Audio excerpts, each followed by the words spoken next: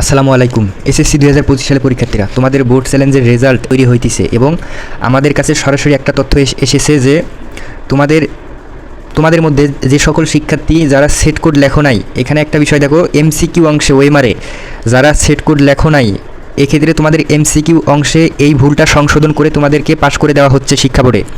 এখানে দেখো, আমি পুনরায় আবার বলতেছি, দেখো এখানে যারা এমসিকিউ পরীক্ষা দিয়েছো গণিত বা হচ্ছে যে কোনো বিষয়ে যারা এমসিকিউ পরীক্ষা দিয়েছো, তোমাদের একটা কিন্তু ওএমআর শিট দেওয়া হয়েছিল।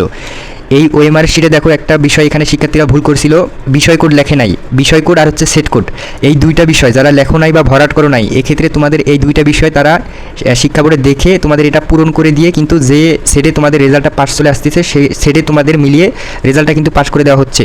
তাই এই তথ্যটা কিন্তু আমাদের কাছে সরাসরিভাবে চলে আসছে দেখে আমরা তোমাদের জানাই দিলাম।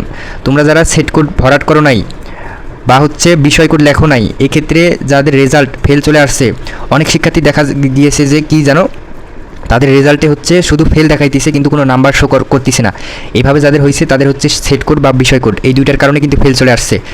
আর হচ্ছে এখানে রোল নাম্বার, রেজিস্ট্রেশন নাম্বার, এই দুইটার পাশাপাশি রোল নাম্বার, রেজিস্ট্রেশন নাম্বার, এই দুইটার মধ্যে যাদের একটা সঠিকভাবে তোমরা লিখে আসতে পেরেছো, তোমাদের রেজাল্টটা কিন্তু এখানে তারা পরিবর্তন করে দিতেছে।